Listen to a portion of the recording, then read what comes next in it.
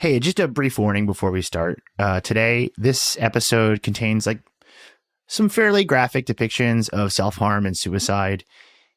We do it obviously in the name of journalism. We're trying to get to the bottom of a story, but some of these things are unavoidable to talk about. Just a heads up before we start. All right, I am recording my local now. Great, it looks good. I am also recording locally, so I'm ready. Professional. See, you've done this a couple times before. All right, thank you. Mm-hmm. Alex Goldman, are you familiar with Kim Kardashian? Somewhat. I mean, we've never met, but I know who she is. Okay. I'm going to read you a message that she posted on Instagram in 2019, okay? I promise this is going somewhere. I believe you. Actually, hold on. Can I have you read this message that she posted in 2019? Oh, yeah, absolutely. Are you up for it? Yes. Okay. I'm going to put it in the chat. Here we go. Parents, please be aware and very cautious of what your child watches on YouTube and kids' YouTube. There's a thing called Momo that's instructing kids to kill themselves, turn stoves on while everyone is asleep. That's in the original. And even threatening to kill children if they tell their parents. It doesn't come on instantly. So it's almost as if it waits for you to leave the room, then comes on mid-show.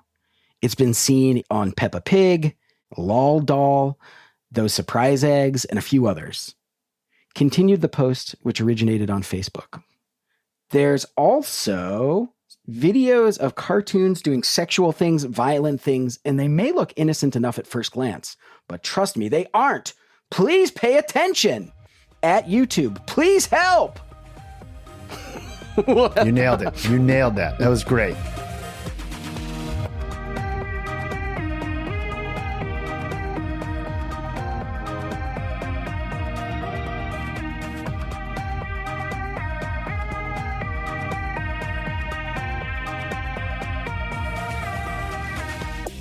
What Kim is talking about here is the Momo Challenge, a supposed suicide game that freaked everybody out for way too long. And it's the first thing that we're going to be talking about in this week's episode. I'm Ryan Broderick. Welcome to Panic World, a show about the various witch hunts, moral panics, and viral freakouts bubbling up out of the weirdest, most confusing parts of the internet. Before we go any further into today's episode, just want to let you know that we're running a deal on our Patreon. If you type in Panic, all uppercase, on Patreon, you get 1 month free for 50 cents. Yeah, I just don't think about it. It's cheaper right now. Go do that. Thank you. Joining me today is Alex Goldman, host of Hyperfixed. And he's going to help me try to figure out exactly how real, quote unquote, suicide games like the Momo Challenge and the Blue Whale Challenge are. So to start, Alex, I've got another link for you. It's a pretty cool picture of a pretty hot lady. Can you describe what this character's vibe is like? Her name is Momo. Smash or pass? Oh my God. Momo. Have you never seen this before? I must have, but I don't remember. Long, stringy hair, big, bulbous eyes that are kind of floating in the sockets. I would say sort of like a late in life Michael Jackson nose. It's very upturned and sort of piggish and almost a beak, like this. I would guess it's a smile, but the smile is way too wide with no teeth. And then it's got a neck, and then it's just got a kind of a chicken body. It's Yes. human. It's humanoid. It's fleshy, but it has sort of a bust, and then growing out of that bust are two bird feet, talons, but they also have 5 fingers on them. It's really hard to describe. It kind of looks like a combination between a bird and the girl from The Grudge. It's really unsettling. It kind of looks like she would have a podcast that was secretly funded by Peter Thiel based out of a loft in Chinatown, right? Yes. Yeah, she definitely hangs out at Times Square. She looks like she's a moderator for the Red Scare subreddit. That's what she looks like. Yeah, that sounds right. Here's how Vox described Momo. It's as if someone combined Voldemort with a bug-eyed version of the girl from The Ring and inexplicably decided her cleavage should transition into oversized chicken legs, which is a detail that I get that you're a gentleman. You didn't mention it, but she does have big honkers that kind of blend into her chicken legs. I feel like that's an important detail. I don't feel comfortable commenting on people's bodies like that. Oh, I didn't even realize that. I thought that was just like a lumpy part of the body. Oh yeah, she's really stacked. So Momo's origin story is that she was created by an artist named Keisuke Iso, a Japanese sculptor who worked for a special effects company. It was created for a Japanese gallery in 2016. Pictures were taken of it, and they got posted online, most likely via Instagram. It kind of like made its way around different platforms. And that was kind of it for a while. It was just like this creepy thing on the internet until a little thing pops up in Mexico in 2018. It's an extremely wild flyer. And once again, I'm going to have you kind of just broad strokes describe it for the audience here, what this flyer from Mexico looks like. God, how do I describe this? It looks, if I were to describe this, so this flyer is hard to describe because it's like bright colors, like pastels almost. It kind of looks like the flyer my municipality gives me that says like, oh, this is what's recyclable and this isn't, except it's all pictures of Momo, and I don't read Spanish, but as near as I can tell, it's like, we want to let you know about a dangerous viral social media thing. Yes, this is from the Mexican state of Tabasco, and it was issued by the Unidad de Investigación de Delitos Informáticos. So it's like their kind of cybercrime, cyber safety unit. I went to their office once in Mexico City, and I was impressed with how proactive the Mexican police is in terms of like cyber safety stuff. But this was an alert they had sent out because of Momo traveling around Mexican Instagram pages in 2018. How did it end up here, of all places? The Tabasco Internet Investigation Unit. Well, that's a great question, and one we're going to try to answer today, actually. And we have a few ideas. So that same month, the Buenos Aires police report that the suicide of a 12-year-old girl was related to something called the Momo game. And the Buenos Aires Times has an article about this, and here's what they said. So they say, the phone has been hacked to find footage and WhatsApp chats, and now the alleged adolescent with whom she exchanged those messages is being sought by the police, they said in their statement. And then they added that they believe the teenager's intention was to upload the video to social media as part of a challenge aimed at crediting the Momo game for the suicide. And in 2018, a bunch of stories like these started popping up. There was reportedly around 6 deaths linked to this Momo game. And I want to kind of focus on the 12-year-old in Buenos Aires. Obviously, it's a dark story. It's kind of frightening. But if you were covering a story like this, what kind of questions would you ask if a police force in a random small town told you this meme caused this kid to commit suicide? I would ask how they got that information, because generally those stories seem a little fishy to me. We did a story a few years ago at Reply All about this devious licks challenge, which was basically like this challenge to like mess up your school. It was a thing that school administrators were posting on Facebook being like, you have to watch out for kids doing this. This is really bad. They're like challenging each other to vandalize the school. But no one could find any origin with children. I mean, yeah, it's really cool. I wish that it was real, but yeah, I wish that was real. I wish that was a real thing. But there was no origin with children. And there were like maybe a couple TikTok videos of kids, knocking the paper towel holder off of the wall in their high school bathroom, which honestly, they don't need any encouragement to do that. I knew kids who did that when I was in high school. Right.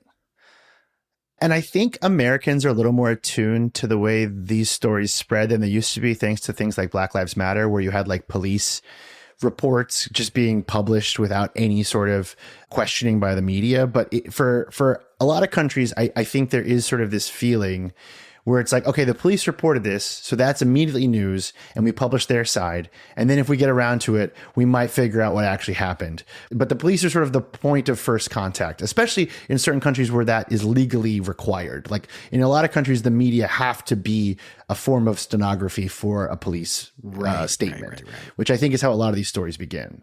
The police weren't totally useless in this situation, though, because we do have some information, at least, about how like the mechanics of this game would work. Are you familiar with WhatsApp at all? Do you use it at all? A little bit, yeah. So the way many of these police reports in South America were reporting this was that Momo would be added, like a Momo WhatsApp account would be added to the contact list of these kids. And then they would start messaging them and asking them to do like crazier and crazier forms of kind of like self-destructive behavior and self-harm. That seems to be the major way it was spreading. Isn't that just the plot of Unfriended? Have you ever seen that horror movie? Yes, it is. I'm pretty sure it is. I have another piece of content here for you to read for us, because this is 2018 still. We're still in that year, and this is a different police branch. This is a police department from Odisha, India. Okay. And this is a tweet that they put out in 2018. Wow. Crime branch, Odisha Police. That's the display name. This is the body of the tweet. Don't meddle with her. She is dangerous, dirty, and disastrous to your life. Hashtag Momo Challenge. See detailed advisory here. Odisha Police. And then there's a link. And then what's the image that they included there? They include what looks like a WhatsApp talk bubble with a sort of cartoony version of Momo's face in it that is right next to a noose. Yes. Which is a lot. That's great. Intense. At this period, Momo is spreading around the world via various police tweets and flyers as this thing that is preying on kids via usually WhatsApp. It does eventually make its way to America. And what state do you think in America would be like ground zero for the Momo challenge? I feel like answering this question is going to get me in trouble with the denizens of that state. I'm saying middle America, and I'm allowed to because I'm from Michigan. I'm going to say Indiana. Unfortunately, there's only one state that routinely and almost constantly has these kinds of things happen there, and that is, of course, Florida.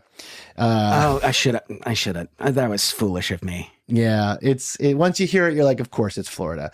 And of course, it's the Pasco Sheriff Department in 2018 warning people about Momo by sharing an article from the British tabloid The Sun. It checks all the boxes for a story like this. Just an incredible snapshot in time.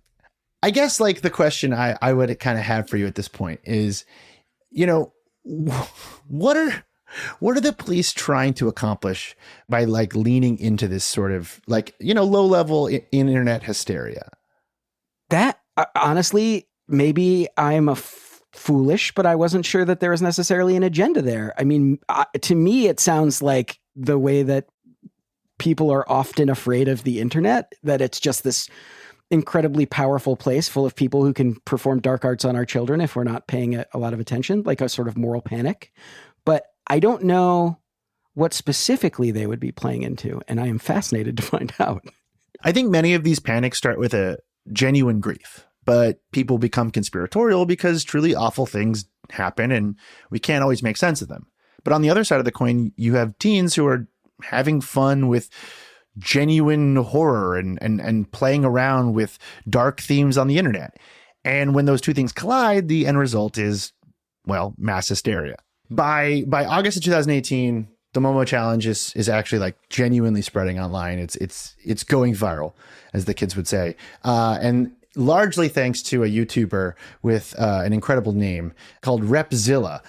Take a little gander at the link I just dropped in the chat there and describe like the general, actually, no, answer me this. Would you trust this YouTuber to tell you about a real thing that's happening in the world? Repzilla. I make videos in the field of entertainment, current events, news, health, and fitness. Hell yeah, dude. Their most recent videos are Drake, this is disturbing. Jojo Siwa, the disgusting people who ruined her childhood. Disgusting woman caught selling self to dogs again.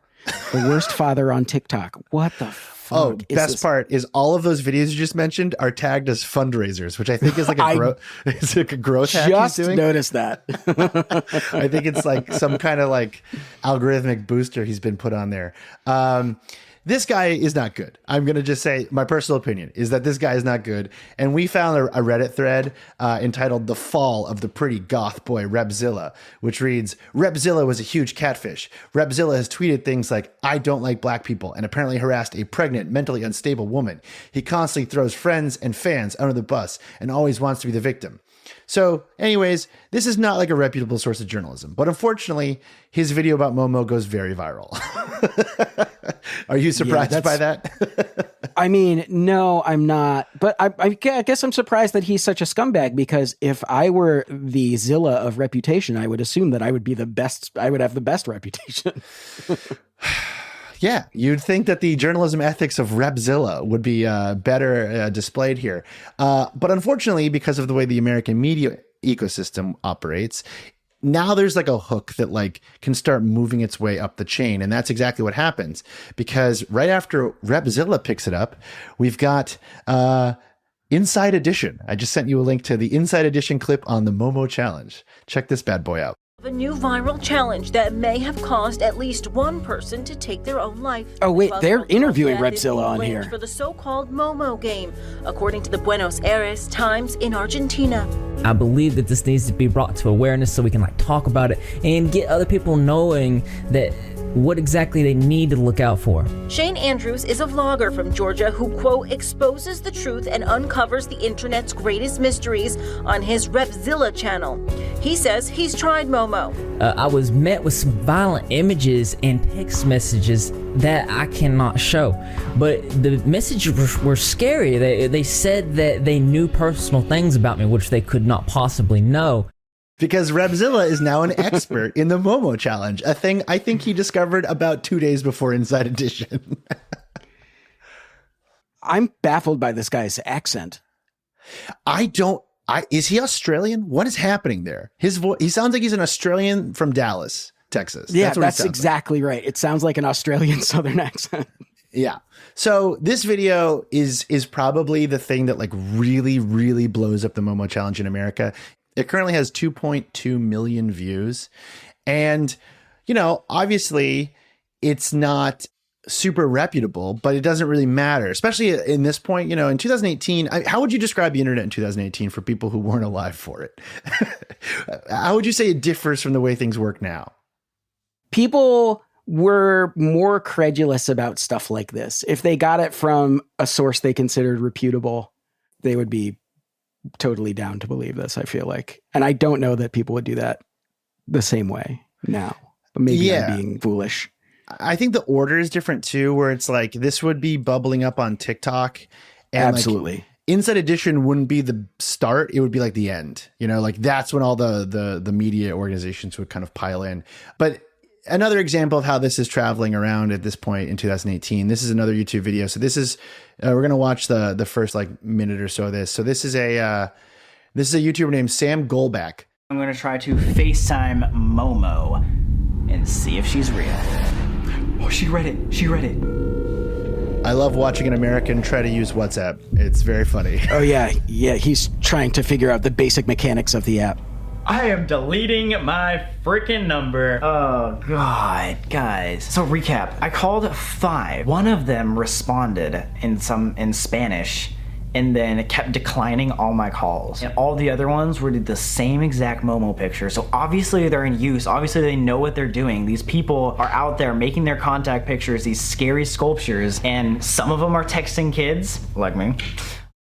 The inability for this guy to understand how WhatsApp works is kind of the only reason this video can exist. Right. Based on the country code, they're based in Mexico. So he's essentially sending like random English messages to like Mexican WhatsApp users that are just not receiving them and then getting scared by his own bedroom at the end. Can you spoil this video and tell me if Momo ever responds?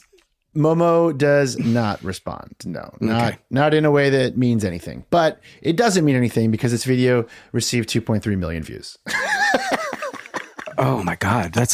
What a different world we live in now. Man, I wish I was like a pretty teenage YouTuber that could just make stuff up and go viral. That sounds like it would be really fun, actually. Seriously, just saying like, I heard a spooky sound in my room and no one responded to my WhatsApp messages. Got 2.3 million. Jeez, oh Pete. Yeah. But okay, I don't think this is super crazy yet because like, did you ever do like the Bloody Mary game in school? Oh yeah. You stand in the mirror and say Bloody Mary 5 times and you're supposedly she's supposed to appear behind you and kill you. Now, what if I told you you could become a teenage millionaire if you filmed that and then pretended it happened? I mean, I would do it in a heartbeat. Of course. And this is the problem, especially because like what we're talking about is very silly, but it is technically serious, you know, to the point where I don't know if it popped up for you, but when I watch these videos on YouTube, there's like a suicide crisis helpline underneath all the videos. I did notice that. Yeah. So it's like, it's this really interesting thing where like what would have been 30 years ago, teenagers just freaking each other out is now become like a mental health crisis on a platform level with like police departments around the world involved. Wow. That's a lot. Right? It's kind of tough to parse, I think. But let's jump back to our timeline because things are about to get kind of interesting here. So in 2019 in Scotland, a mum named Lynn Dixon tells the Scottish site The Herald that her 8-year-old son was left terrified last year when he came into contact with the game. Despite applying strict parental controls to his use of the internet, images of the Momo face and her huge honkers, I added that line in, popped up on YouTube when he was watching harmless prank videos. Lynn said it started with him not wanting to go upstairs on his own because it was dark up there. He was terrified. He couldn't sleep. And we tried to explain it wasn't real. Didn't work. The parents talked to the school, and according to the article, it was not the first time teachers had heard of the sinister game. And then Lynn told the Herald, he showed me an image of the face on my phone and said she had told him to go into the kitchen drawer and take a knife out and put it into his neck. Nothing serious happened here, but an 8-year-old was spooked. I'm going to ask you a similar question to what I asked before, which is, as a tech journalist, you know, you're hearing this, what kind of questions do you think maybe should have been asked in the course of reporting this story that are maybe absent from what you just heard? How did he come into contact with this thing? And I mean, I would like to ask the child a lot of these questions because it sounds so sensational and so ridiculous. Right. There are no screenshots of these messages included in the story. There's not really much more to this other than like a little boy was scared and his mom did an interview with the newspaper about it, which I would be very embarrassed about when I grew up, to be honest. Oh, yeah, I'd be terrified. That would be mortifying. I feel like also my parents, once they realized that they were overreacting, would still bring it out and be like, remember how scared you were? You scared us too. And that, you know, I would hate for that to happen. I mean, do your kids have smartphones? No, my son has an iPad and I'm always kind of looking over his shoulder. You know, all that like terrible shovelware, all those games that you get terrible ads for when you're playing other terrible games. He will download and try every single one of them. And I'm like, you can do that as long as you don't pay for anything. And he's like, okay. So you should do an interview with the newspaper about it and be like, my son has a crippling addiction to online gambling. It's worth a shot. My daughter has no interest in anything except for sort of second run Nickelodeon shows on Netflix. So that's really where she's at right now. That's good. I mean, that's fine. I saw actually a guy once at a concert and he was sitting in front of me. It was a couple years ago and he had his phone out because he was like bored by the concert. It was a Harry Styles concert and he was like with his daughter. So it made sense. And he had all those games you're talking about, all the shovelware games. And he kept hitting the timer for free play on them, but he had a folder on his phone of like easily 500 of them and was just flipping through all of them, compulsively playing them and then waiting for the timer to go off so he could go back. Oh my God. Yeah. It was sick. I've never seen anything like that before. I'd rather watch Harry Styles, to be honest. Yeah. I mean, he was fine. He's not my favorite. He can't write choruses. Anyways. So, okay, back to the timeline here, back to the UK. In England, a school the next day after this Herald story comes out, posts on their Twitter and they write, important.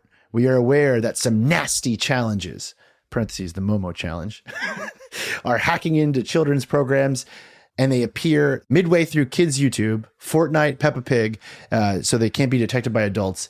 And you should be vigilant about your child using IT. The images are very disturbing. And the image is just the thing that we're talking about, the chicken woman. Right. This would have been around the same time. Do you remember the kind of like abject horror from the adult world around this time where we all discovered that like children's YouTube is insane? Yes, that I remember very clearly. And I remember it being simultaneously a thing that was people just being like, these are weird and unsettling. And it's like Spider-Man hanging out with the Joker, hanging out with Elsa, who's pregnant. And I also remember people being like, this was also sort of the QAnon era. And it was also people being like, this is a front for an international ring of pedophiles. So I like remember both of those impulses. Exactly. I'm pretty sure that's what's being described here, is that like the kids saw like Spider-Man and Elsa and those channels because they were totally unmoderated at this point by YouTube. Like no one was paying attention.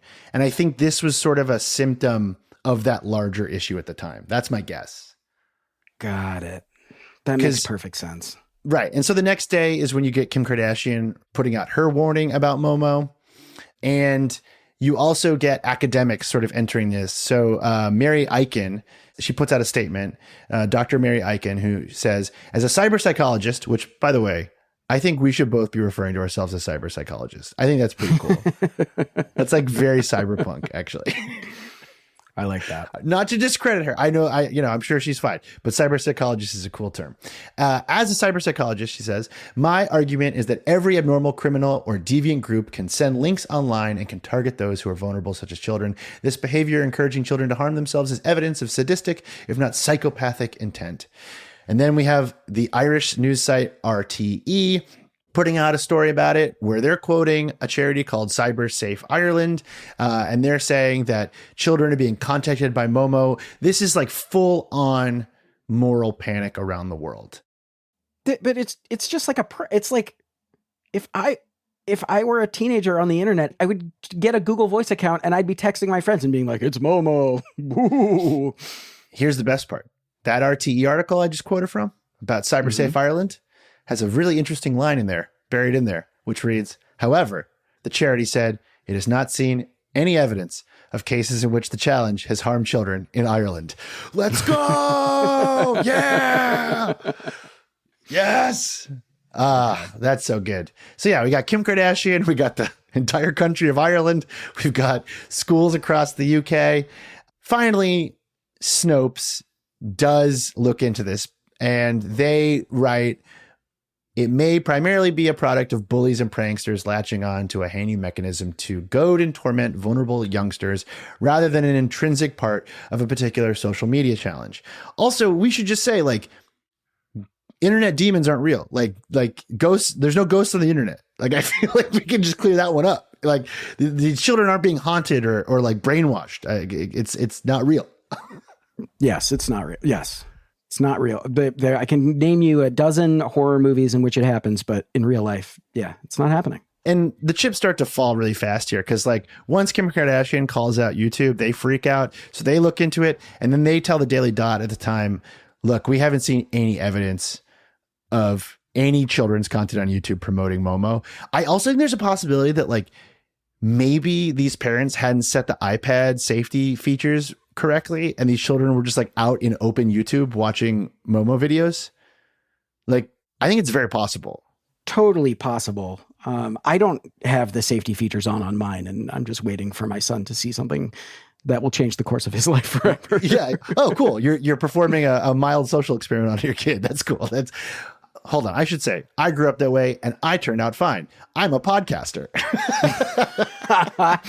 I remember when I was a kid, my brother had a VHS cassette of The Wall that he watched over and over again from when I was about 5 onward. And that probably shaped me just fine. I'm fine, everybody. Don't worry. Like Pink Floyd's The Wall? Like Pink Floyd's The Wall, which is basically like a long music video full of unsettling imagery. That's cool. That's really cool.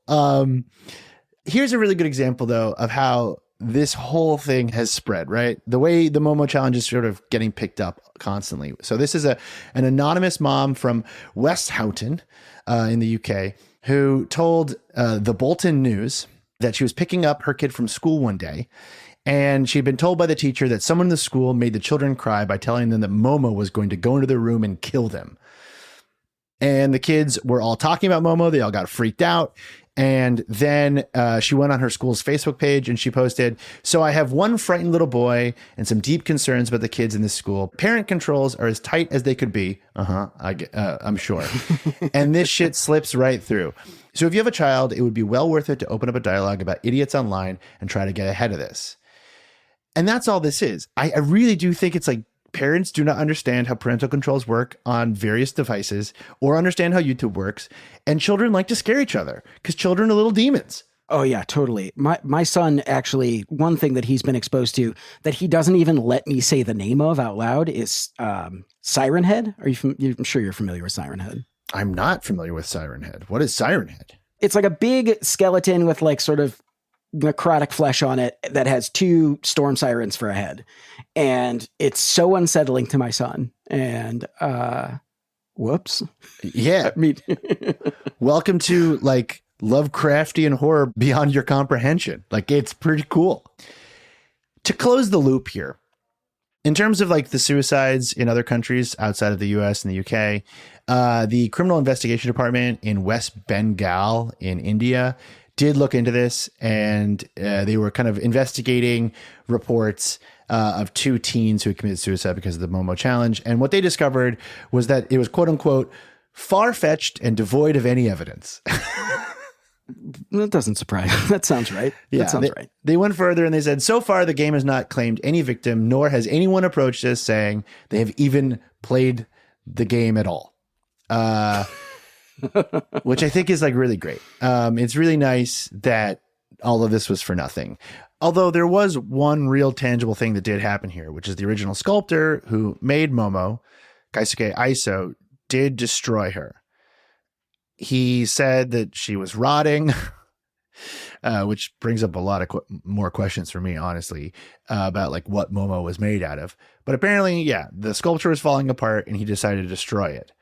Oh, so it wasn't a result of this international scandal. The sculptor said, "It was rotten and I threw it away. The children can be reassured Momo is dead. She doesn't exist and the curse is gone." Yeah. Okay, great. That makes perfect sense. Yeah. So just to recap, a Japanese sculptor took a photo of a weird, creepy statue that they made, and it got posted to the internet and got shared around the internet. And then the police in Mexico claimed that it was haunting children. And then it spread to different police departments around the world. Then YouTubers picked it up. Then Inside Edition. Then more parents in the UK. And then at the end, everyone was like, "This actually, none of this ever happened." And then the statue was destroyed because it was rotting. Wow. That's a lot of panic for... Did we ever find out whether the person in South America actually did end their life, the 12-year-old, because of Momo? Or was it... We know that a 12-year-old did commit suicide in Buenos Aires. We know that. We spent hours and hours trying to figure out like exactly how real this was, and we couldn't find any evidence. There's nothing tangible we can point to in any direction. It was very annoying. But in thinking about, how the Momo challenge evolved, we started to look back at previous challenges like this, previous suicide challenges. And what we found is that the Momo challenge actually follows a very specific kind of pattern. It was not the first of its kind. And after the break, we're going to discuss another suicide challenge, which wasn't as easy to debunk as this and is a lot more complex and a lot more nuanced. And we'll talk about that right after a word from our sponsors.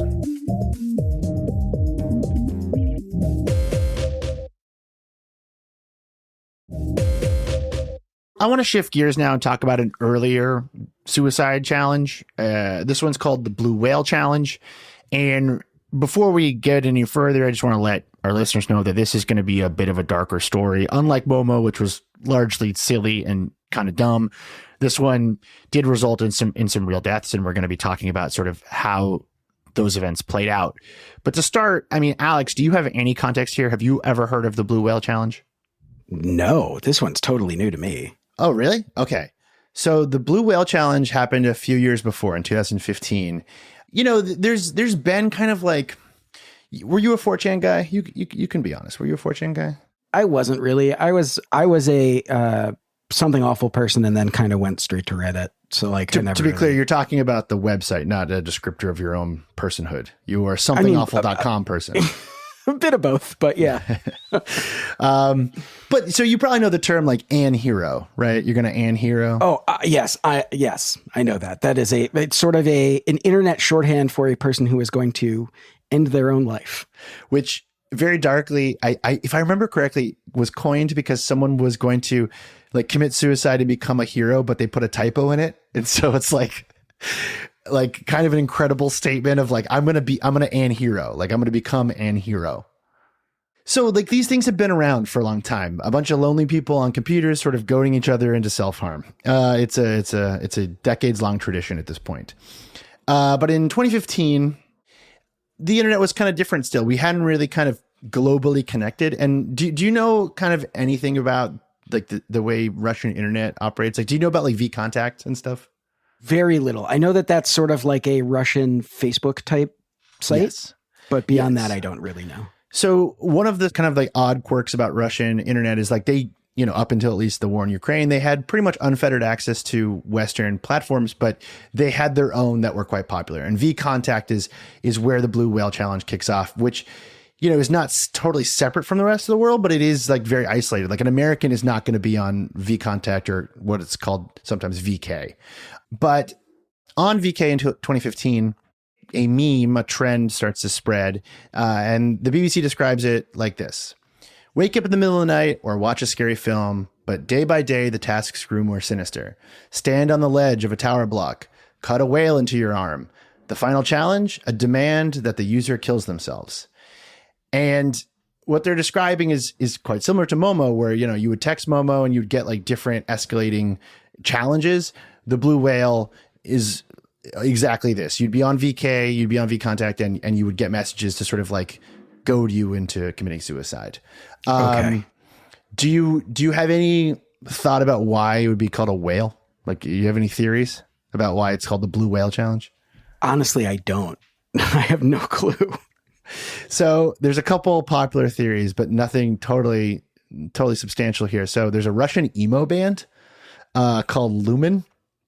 And they have a song called Burn, and it has like really good lyrics, like huge blue whale that can't break through the net. Why scream when no one hears what you're talking about? Which goes hard, actually, I think. Yeah, that's pretty spooky. I like that. The other theory is that whales are lonely, and sometimes when they're really lonely, they beach themselves. Okay. All right.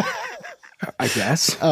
Yeah, that's it. That's the two leading theories here. But I think the best way to think about it is like Momo versus the Blue Whale is like goths and emos, kind of. You know what I mean?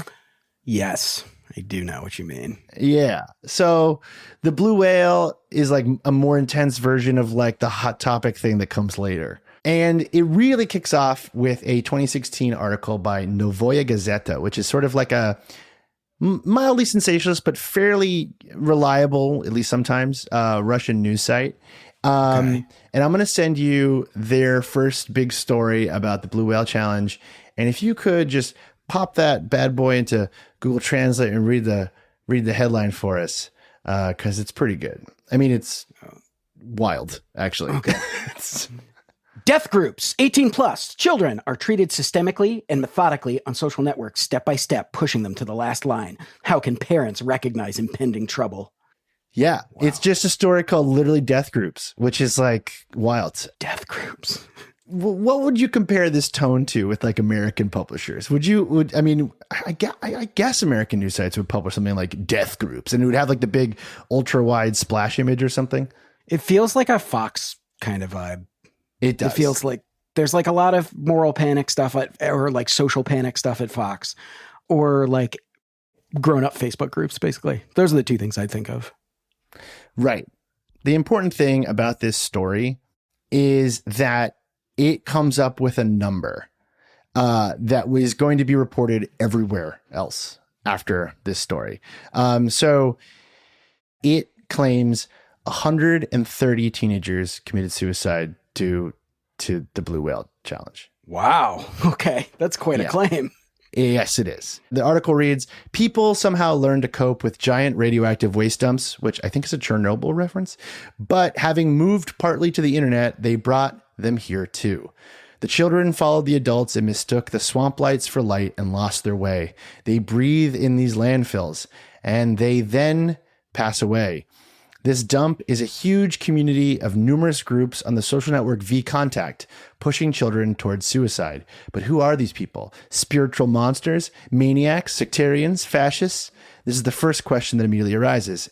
And the second, for what? Wow, that's really intense. I mean, I have to assume this is just how all Russian journalism reads, I think. I think this is just how they write the news there. But this is really sensational. And the most important thing is that it is claiming at the end of this that 130 children have committed suicide. But the thing that I want to focus on before we kind of get to pulling apart what that number means, there's a line in here that I find really interesting, which is a huge community of numerous groups on the social network VKontakte. So I actually recently spoke to a Russian reporter about this because I was asking him like how VKontakte worked. And he said that like one of the fundamental things that a lot of Americans, after they picked up this story years later, didn't understand is that VKontakte essentially labels interests as groups. Oh, so the groups were just people being like, oh yeah, Momo's cool. It would be like, okay, you see like your interest is Blue Whale, which from what I understand was like started as like a network of art and like poetry communities. You would add that interest to your VKontakte page. And then if you committed suicide, it would be as if I had a My Chemical Romance poster on my wall and I committed suicide and someone was like, oh, Ryan committed suicide because he liked My Chemical Romance and they told him to commit suicide. Right. That's sort of what's happening here is that children in Russia were doing things that were self-destructive and harmful. And they had this thing tagged on their social network page. Okay. That's ridiculous. Yeah. The article goes on to say that adults were systematically working with children, getting to know them, and slowly leading them to kill themselves. And then the reporter meets up with a mom of a teenager who committed suicide, and they go over the details of her death in a way that is honestly like very, by American standards, like I don't think a news story would do that. And they get like a bunch of kind of like private details about it, and they're all sort of claiming that it's this blue whale thing that's causing it. Did they ever say where they got the number? We're gonna get there. Don't worry. We'll get there. Thank you. So as I said, like these are, it's not even just like one interest. This is like a network of interests that you can like tag your page with. And then the way I guess it works in VKontakte is like, if you have the same interest as me, we can communicate wall to wall. Ah, okay. It's not like a private group or anything, I had it explained to me. Within this network, there are pages. One of them is titled Wake Me Up at 420. Nice. The group had nearly 240,000 subscribers to it. And it was mainly used for like posting pictures of your dog or makeup tips. But as the Novoya Gazeta article reads, and only then an invitation. Are you a girl? Have your friends betrayed you? Did the guy leave? Did you often listen to sad music? Then subscribe to Whales Are Swimming Up. Everything is so cute and seemingly harmless. And so I guess what it's sort of describing is like you're in one group, then like people tag themselves into this network and then be like, hey, follow this group. And it's like a cutesy whale group. And then they start like sending you like more and more fucked up like content. Oh, all right. Well, okay, that's a pretty good bit, honestly. Did you ever get like surprise? Okay, I don't know how to. There's no tasteful way to say this. Did anyone ever send you meatspin.com while you're like at work or like at school? Oh yeah, definitely. For listeners who don't know what that is, I'm gonna let you describe what Meatspin was. Oh God, Is it still how do I even? I don't know. It does still exist. I just opened it. I'm sorry. It is a person engaging in anal sex and their penis is sort of spinning around in a circle and the song Right Round is playing in the background. Yeah. And it's got a counter. So like every time it spins, like the counter goes up because you've gone through that many spins. I feel like there were like the early internet, tons of shock sites like that. There was like, Lemon Party and Tub Girl and Goatsy. All those things were just like, it was a thing where like Yes, I definitely got sent that while I was at the computer lab at school. Right. And like the thing about that period of time was that like because people were sharing different links with each other and they were, our real identities weren't really connected in a public way. There were a lot of shock sites. And I feel like 2015 was kind of the last year that I remember, like the last time I remember pranking someone with a hyperlink was like around 2015, 2016, like showing someone something really gross or weird.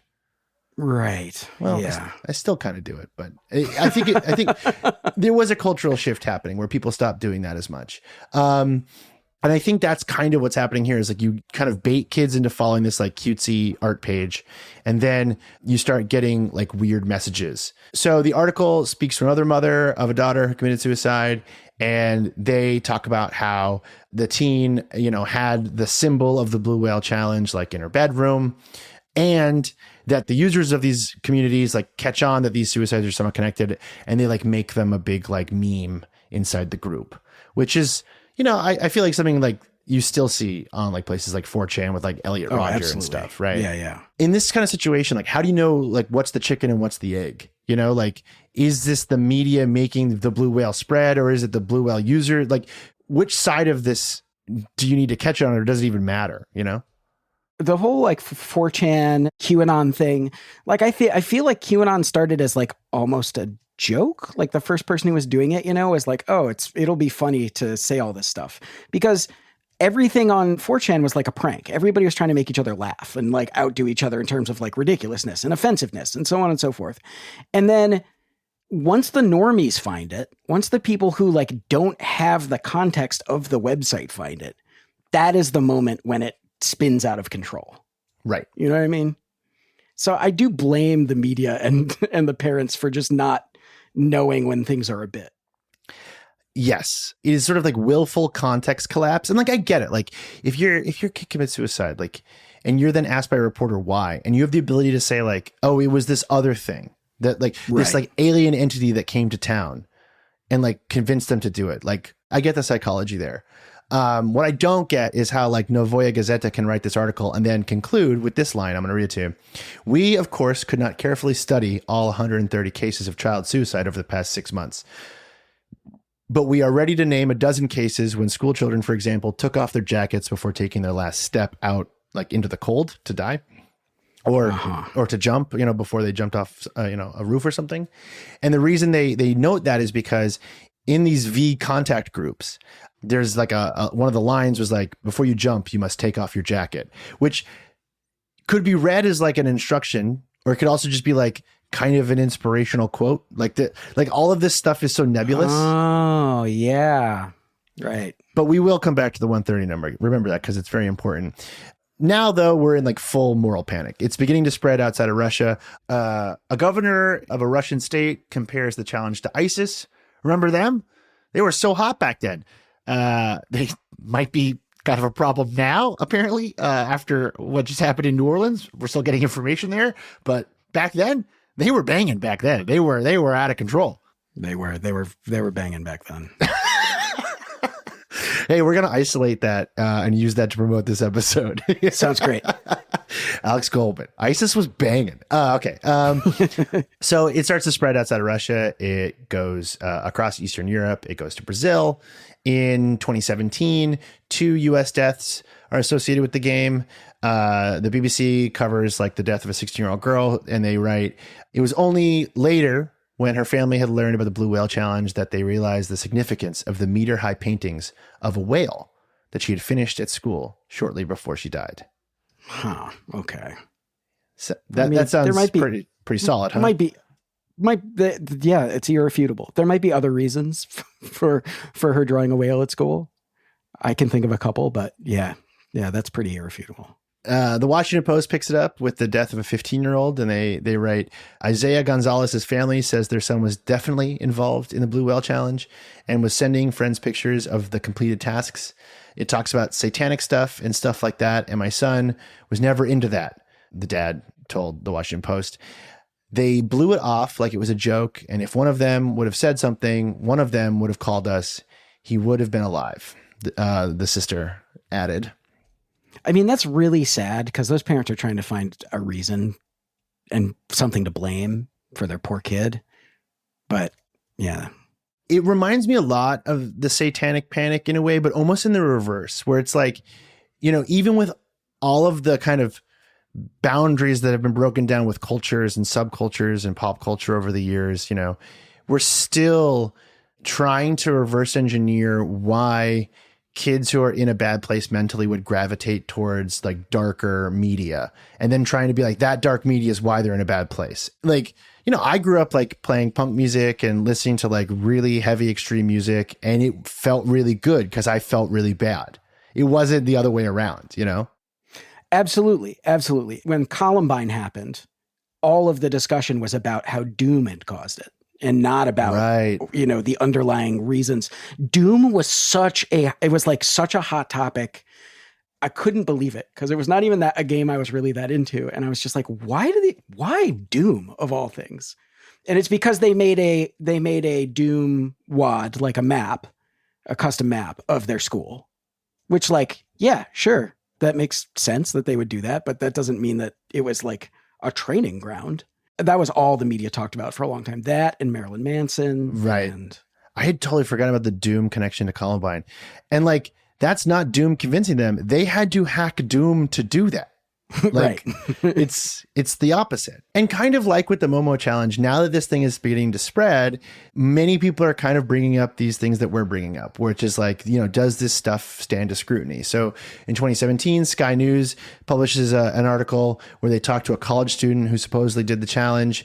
They were a freshman at a Russian university, and they said they were bored and they wanted to see what it was all about, which I think is a really important piece to this, which is like the media covers it, people get curious, and they start to like seek this stuff out. Right. So the Russian student tells Sky News an administrator gave him instructions.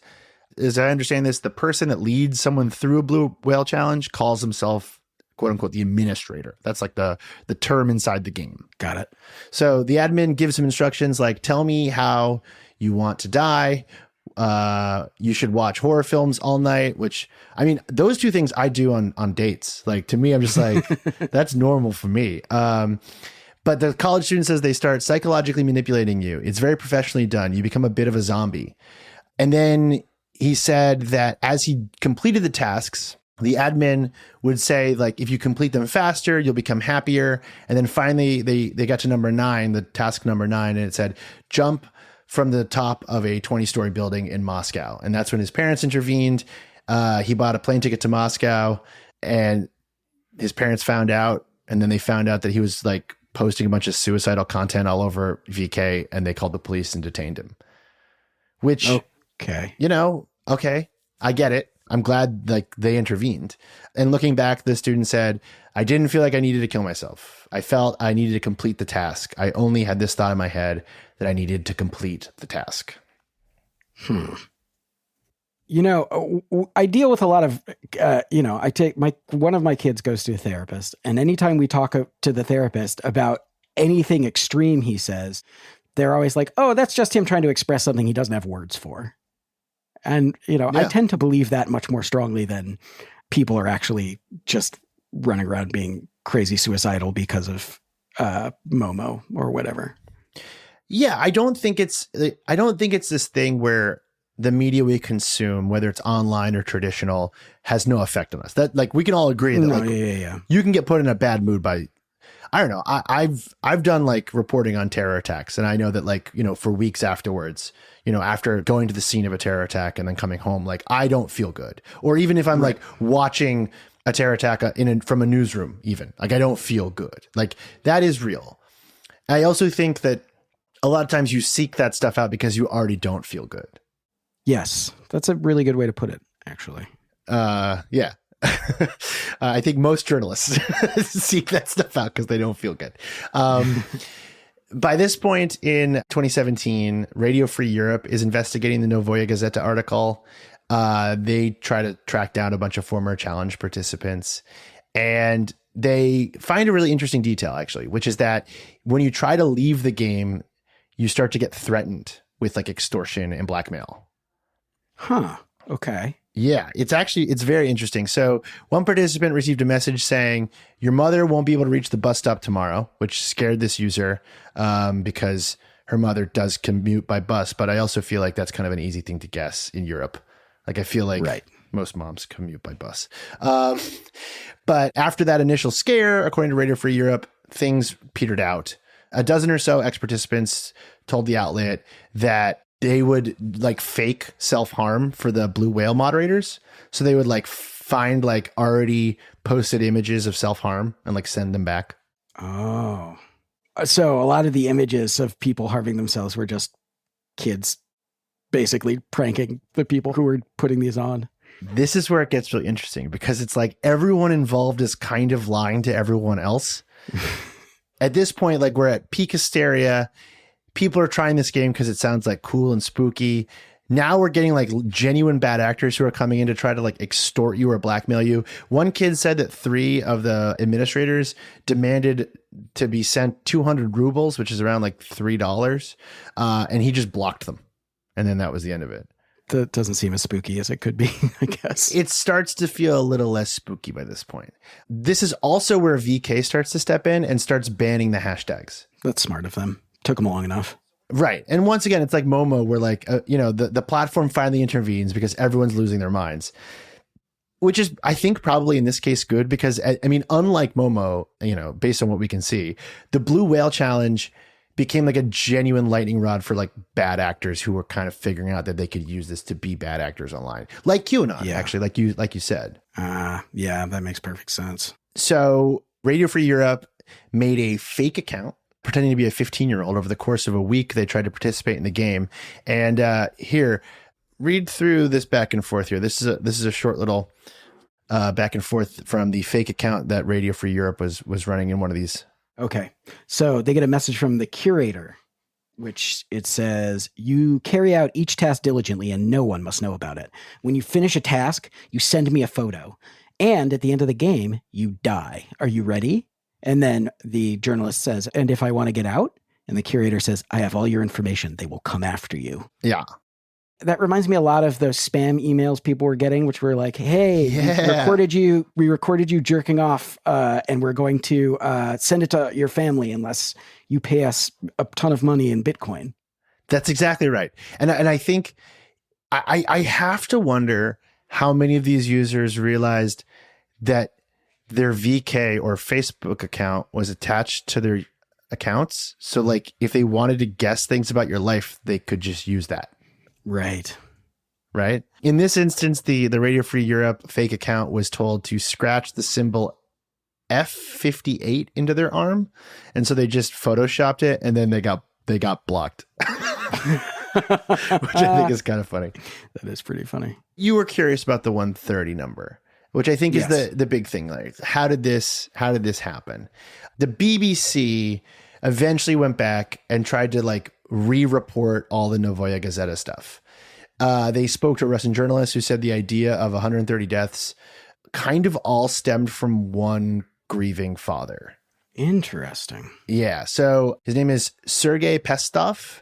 His daughter committed suicide in 2015. And as the BBC writes, he and his wife founded an organization called Saving Children from Cybercrime. They produced a brochure. It implied that foreign intelligence might be to blame for their daughter's death and that operatives were destroying the Russian people by inciting their children to suicide. He used media sources and open sources to count a bunch of cases all over Russia, which were, in his opinion, connected to suicide groups.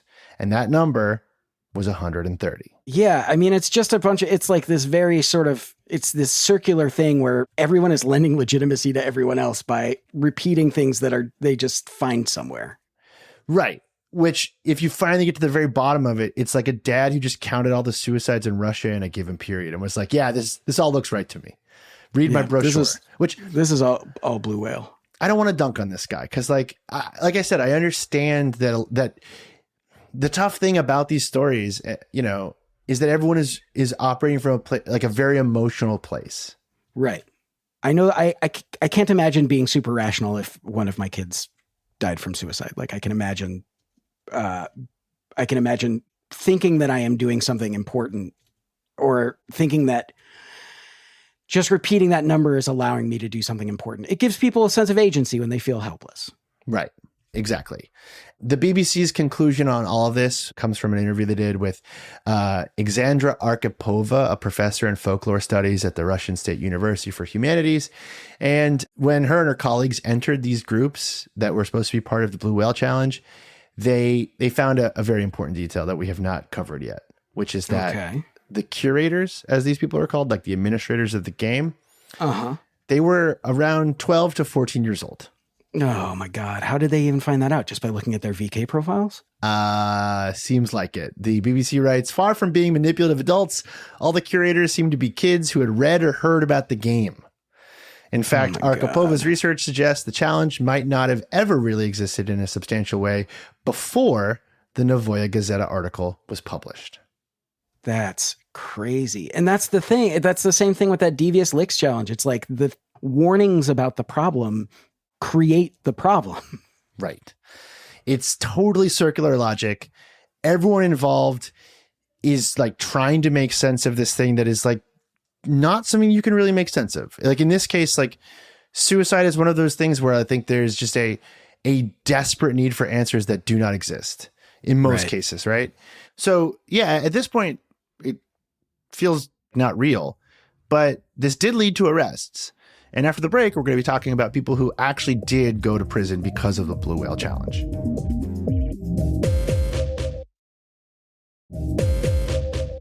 Okay, so the big question is, if this was just a big moral panic, a classic viral frenzy, why were people arrested? So Ilya Zidorov was a 26-year-old mailman, and he was found guilty of operating a group of death. His conversations were with a 14-year-old who was discovered after the girl had ingested poison, and she had been receiving death threats after refusing to kill herself. But she lived. The Russian officials said 32 other minors were members of the same online group and may have been receiving similar messages, and he was sentenced to 3 years in a penal colony. And he was not the only one. There was a whole bunch of these. In 2016, there was a guy who was 21 when he was arrested, and he was sentenced to 3 years in jail for inciting two teens to kill themselves. And this is all these are all Blue Whale Challenge people? Well, it's death groups, according to police statements in Russia. That's the thing. It's awfully vague. Yeah. I mean, one could argue this is a grooming story, or this is a cyberbullying story. Right. Remember the teenage girl who kind of became the symbol of the Blue Whale Challenge? Yes. Yes. So one of these guys took credit for that. And he did an interview. His name was Philip Budikin, and he was asked why. And he said that she was a secretarian. Have you ever heard this term before? No. So this is fascinating. This is, in Russia, a secretarian is a member of a group or people that general society doesn't look upon favorably, like a cult member or someone who's kind of like subcultural, countercultural. Huh. Weird. I've never heard that word before in my life. Yeah. He did say a bit more, and it kind of reads like the Joker. He wrote, there are people and there's bio-waste. And these are those who do not represent any value to society and bring or will cause harm to society. I cleanse our society of such people. Oh, okay. I see. So he's like a vigilante, but like a vigilante that doesn't really have a point of view. He just is vigilant in wanting to harm others.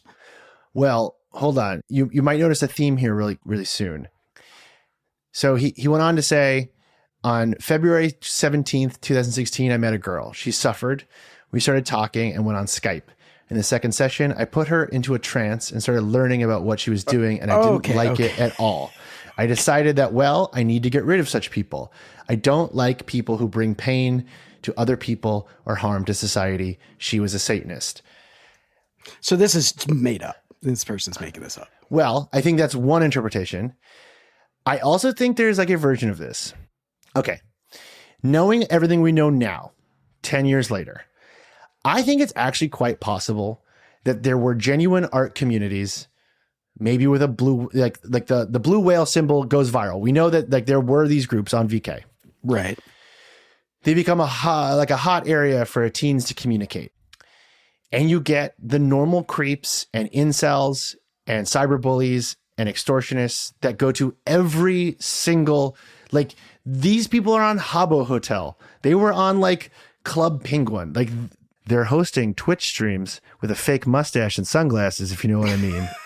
I do know what you mean. Throughout history, even before the internet, if you put enough children in one place unsupervised, like a bunch of bad actors and creeps are going to show up. And I think that there is a version of the story where we are like kind of just talking about like proto-Russian incels. That makes perfect sense.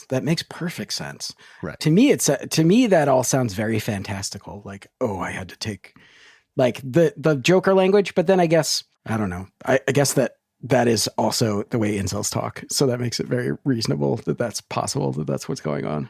Yeah. Cause you have to remember, like, incels are the Joker of our world. You know, for them, the Joker is not funny. He's just normal. He's not scary. Yeah. Right. The Joker's just what they're like. Yeah, that's right.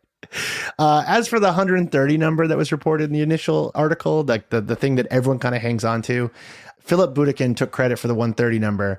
He did say that the piece was pathetic and kind of poorly written. But this is what he said. He said, perhaps the death of the 130th teenager is attributed to me because the idea suddenly became some kind of trend. A lot of imitators have appeared, which, by the way, really infuriates me. Because of all of this, such a wild noise arose that we had to stop for a while. Okay. Which is not true. Because, in fact, actually more people got in on the game after the article. And in fact, possibly him as well. Yeah. Again, it just feels like everybody taking credit for QAnon. You know what I mean? Like all the people who are like, no, I'm QAnon. Right. Or I'm Satoshi Nakamoto. All those people are just like, I don't know. It kind of has the same vibe to me. Satoshi Nakamoto is a really good example of this, where it's like this thing that happened right before the mainstreaming of the internet. Right. QAnon could not have happened anywhere else other than 4chan because 4chan hasn't been paved. It's still the Wild West. It's still this like context-free zone. And I feel like with like social media, especially in Russia, which was like not, you know, it's not as big. It's just VKontakte is primarily for Eastern Europe. And I do think that there was this moment in 2015 where like this exact thing could have happened and it could not have happened the way it did a year later. Right. That makes perfect sense. So this is kind of where we thought the story would end. It seems really fake, but some creeps took credit. Some went to jail. And that was as much as we could find. But literally the morning we started recording this, our producer Grant spoke to Sergei Kosarev-Casio, the reporter from Radio Free Europe, who not only went undercover to play the game, but has been in touch with Philippe, one of the guys who went to jail and took credit. And so, yeah, we have, not to brag or anything, but we have some original reporting. Oh, wow. So here's what Sergei told us. After that story, Sergei got in touch with Philip, the Joker, the Blue Whale Joker. Right. Philip, with the help of a lawyer, allowed Sergei to review legal documents that led to his conviction. Russian authorities had tried to connect Philip with 8 deaths, but only convicted him for 2. According to Sergei, there wasn't even evidence that Philip was in touch with the 2 he was convicted of speaking to. Whoa. So well, I guess I don't know anything about the Russian judicial system. From what I hear, it's quite good. I hear it's fine, actually.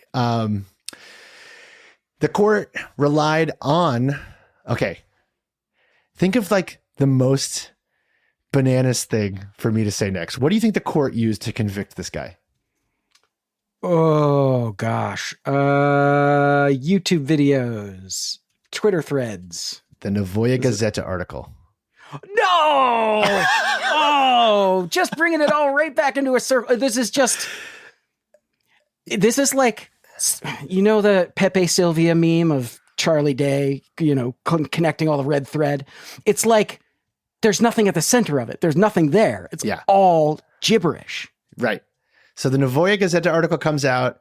Philip does a bunch of interviews after, taking credit for stuff, like doing creepypasta stuff. They use all that. There is no evidence that he communicated with anybody. According to Sergei, Philip was trolling. All those quotes, all those like scary quotes, they were just made up. He thought the whole thing was really stupid and was just kind of like, I'll just say something crazy, which, you know, I would not do that in Russia. Of all the countries on earth, I would not do that there. Yeah, I don't think I would either. He's still upset about the Novoya Gazeta article, apparently, but Philip did kind of take accountability for certain things. So he said that he was in a bad place. He said it felt really good to be playing this game with kids. He was 21 at the time, and the kids he was speaking to were 12 or 13. And he said he thought everyone knew it was a game, like creepypasta. And then when the transcripts come out in court, they show chats where Philip and the players are communicating in a way that he thought was a joke. And in fact, Sergey told us that when he read them, it looked like a joke. But at this point, when it's into the court system, after, years of craziness about this game, it doesn't look funny anymore. Right. And this, to me, just reminds me of what's it called? The Robin Hood Hills thing. And do you know, like the What's Paradise that? Lost do you know that documentary Paradise Lost? Are you familiar with it? In the late 80s I don't know where Robin Hood Hills is. It's in the Midwest or South somewhere. 3 kids who were around 10 years old were found murdered in the woods. And they basically went after 3 metalheads who were friends who lived in the area. Because I know this story. Yes. I mean, I'm pretty sure Stranger Things actually ripped that off for like the last season. I haven't watched it, but... Oh, you haven't watched seminal Netflix TV show Stranger Things? I have, but not the most recent season. You're not going out and buying Stranger Things Funko Pops and Hellfire Club t-shirts? No. I will after this show if I need to. Please do. Yeah, please do that. I know this story. You're totally right. And it's exactly like that, where it's so interesting to me how these moments become like magnets for everyone's particular kind of grief. And once it starts to snowball, you just like, it doesn't stop until it just comes to some kind of natural stop. Well, do you know the story of Negative Land, the band Negative Land, and how they got in trouble? Negative Land, they're like from San Francisco, they do sound collages, and they've been around forever. Cool. And they did an album called Christianity is Stupid, and or a song called Christianity is Stupid. And they just like cut up tape of a priest saying Christianity is, so that it said Christianity is stupid, communism is good. Yeah, cool. Awesome. So it's really, really funny song. And then as promotion for the album that it was on, or maybe the album after it, they put out a fake press release saying that a guy had murdered his family with an axe after listening to it. And a bunch of local newspapers picked it up. This is in the mid 80s, probably. And then as a result of that, they got all of this insane bad press, because this was also around the time that the PMRC was really ramping up, which was Tipper Gore's, right, the explicit lyrics logo on packaging. And then there was like a whole media circus around it. And they created an album after that one called Helter Stupid. That was just... These guys are marketing geniuses. This is great. That was just sound collages based on the audio of people talking about the non-existent kid who killed his family. Wow. It just feels like, yes, maybe we're smarter about the internet, but like anytime some new media comes along, we're bound to repeat the same problem. Well, it's funny because you don't know how right you are. When we spoke to the Radio Free Europe reporter, he mentioned something that kind of blew our minds, which is that there was a suicide club in Russia that became this big conspiracy and freaked everybody out. Let's listen. I read a book about Russian Revolution once, with the period between 1914 and 1917, between the First World War, the beginning of the First World War and the Russian Revolution. And there is a huge case in Russian Empire about the same sort of suicide club among teenagers, based on the Arthur Conan Doyle novel, you know it, Club of Suiciders. So they were saying that teenagers were sending letters to each other, inciting each other to kill themselves, right? There was a secret police in Russian Empire, they call it Fifth Department. And so this Fifth Department, the secret police, they started to investigate because it was of a public interest, the suicides of children, and they didn't find absolutely nothing. Oh my God. Yeah. Like, we have been doing this for hundreds of years. But, not to sort of over explain this, but I do want to make it really clear here that like we continually reinvent this concept of the suicide game, because I think it really does help in this kind of dark way for people to process something. There will always be depressed teenagers, and even we come to discover there'll be depressed like young adults who are preying on those teenagers in some form. And if you leave them alone, like it will metastasize and spread out of control. And we've been looking at a bunch of different stories like these over the last couple of weeks, and like the takeaway that I always have with this is just like, I feel like the only way you can slow these things down is on a platform level. Like the minute VK starts blocking the hashtag, things actually do kind of calm down.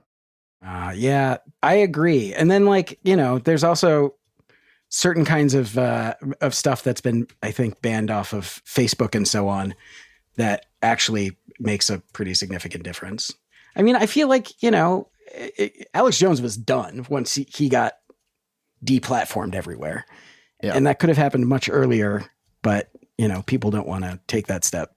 I think everyone's mind immediately goes to like, okay, like the platforms have to intervene and they're going to tell us that the Momo, the chicken with honkers isn't evil. And it's like, but no, you could even go like easier with it, which is that like media used to be organized by like what kind it was for many years. Like you used to have like different sections of the video store to buy like a horror movie versus a comedy. Right. There were magazines that clearly looked bad and were full of nonsense. And then there was the New York Times that didn't. But now we're in a world where everything kind of looks the same online because none of the platforms involved want to organize it for us because there's too much of it. You can easily go and say, YouTube is putting a haunted chicken lady in my child's videos. And everyone's like, yeah, that sounds right. Yeah, they would definitely do that. Yeah, for sure. And it's like, what are we talking? And of course, like everyone is going to take like the worst wrong example of this because like there's no incentive not to. Like, of course, the police in some Mexican state are going to say, stay off the phones because it means that they look proactive. Or like the grieving parent with like the brochures is going to say, my daughter was killed because of the internet, not because like there was something going on inside of her that I didn't understand. Yeah, absolutely. It's very convenient to find an external, something external to blame that kind of tragedy on. Yeah. But you know what was real? Slenderman. Slenderman is real and he's my friend. Slenderman's definitely, I mean, he's real. I mean, he's very scary to me. Honestly. I remember the first time I read the Slenderman 4chan post. I was like on 4chan when it was like happening, and it genuinely did make me feel kind of sick and freaked out. I really didn't like it. So I spoke to the guy who made up Slenderman in 2013. And I've always wanted to go back to him and be like, because he was like, I feel, what he said at the time was, I feel like Slenderman's manager. Like I'm responsible wild. For his reputation. Is he the same guy who made Marble Hornets? No, it's a different guy. And for listeners who don't know Marble Hornets, you should, by the way, because we talked about it in our Blair Witch episode with the illustrious David Sims. But right after the guy that Alex spoke to invented Slenderman, this filmmaker on YouTube did this incredible thing that you can never recreate, where he made a fake documentary and then hid it all over YouTube in random accounts. And it was basically showing Slenderman slowly haunting and making this guy go crazy. And I watched it one afternoon and felt like really upset. It was really creepy. It was so good for people who had like no money and were just kind of doing it on their own. It was awful. Yeah, it was amazing. This guy just like made a couple of photoshops and then they really took off. They were on something awful, actually. Yeah. And wasn't the story like, this is the last photo of a child who went missing, and then you like notice Slenderman in the background? I think that was the lore, right? Yeah. So he made this thing and he was like, I feel really responsible for like the reputation of this character. Like I want him to like people to like him and like feel good about him. And then maybe 18 months after I did that, there was that like sort of notorious stabbing where those two girls stabbed their friend because they believed Slenderman was going to, take them to some magical realm or something to that effect. And I always wanted to ask him, like I sent him emails over and over again being like, hey, how do you feel about all this? But I think he just kind of cashed out. I think he got some money for the Slenderman movie and that was that. Whenever anything like that happens, I always assume that like there was a breakdown somewhere. It wasn't like the piece of media or content like made people go out of control. It was like there's so many off ramps before something horrible happens. Right. And I feel the same way about the Blue Whale Challenge and Momo and stuff, and all of these kind of like creepypasta games that spin out of control, where it's like humans are much more complicated and in control, I think, of their own behavior than we want to think sometimes. And so it's like when something, really bad happens and we start tracing it back to the internet, it's like, okay, well, let's figure out all the ways that this went wrong before we get to like, they saw a bad post and it made them, made them crazy, Alex, I want to thank you for coming on the show. Everyone go listen to Alex's new show, Hyperfixed. It's fantastic. It's lovely. And hopefully this wasn't a massive, massive downer. My pleasure. It was a lot of fun. I mean, not fun, but I learned a lot. Good. I'm glad. If people want to follow you on the internet, where can they do that? I am A Goldmund, AGOLDMUND on Twitter, which I should probably change to something that's more like my name, but and beyond that, I'm just around. Not hard to find. If you Google Alex Goldman, you'll find me. You heard it here, folks. He's around. Well, thank you very much. Thank you. This was awesome. If you, for some reason, want more of this deep, dark world and you don't feel satisfied by my own hosting, I guess, you can go listen to Grant's interview with Sergey.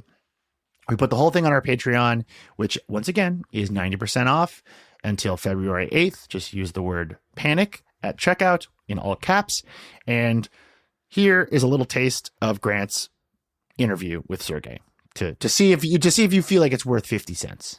We feel very confident that once you listen to some hardworking reporting, some real journalistic integrity, That's right. Totally handled only by me, you'll realize where the money should go to. All right, here's a preview. So with the first one, there was proof that she was in contact with Philippe, but with the second one, there was. There were still no proofs because, first of all, there were several accounts on Vkontakte with the same nickname, Philippe, right? Philip the Fox, he was calling himself. And she was speaking to several nicknamed person behind those nicknames. Nobody knows who these people are, or if this was Philippe, or if there was some other people. We don't know. Nobody knows. And if you read the case material, you wouldn't find this information either. So what they said that they think, the investigative committee thinks, that Philippe Budeikin was sending similar analogous messages to this particular person as he was sending to other people. And this is why she decided to kill herself. You see what I mean? And the dialogues with the other kids are really a funny jokes. So when you read them, you see obviously that these are jokes. Like they say, I order you to kill yourself. You have to jump out of the 9th floor, he says. And the kids in the chat, it's like a chat, so you have many people inside, right? Some teenager replies, I live in a small town. We don't have 9 stories buildings here. We only have 5. And he says, well, I will jump from the 5th one. Otherwise, I will do some bad words on you. How do you call that? Like a curse.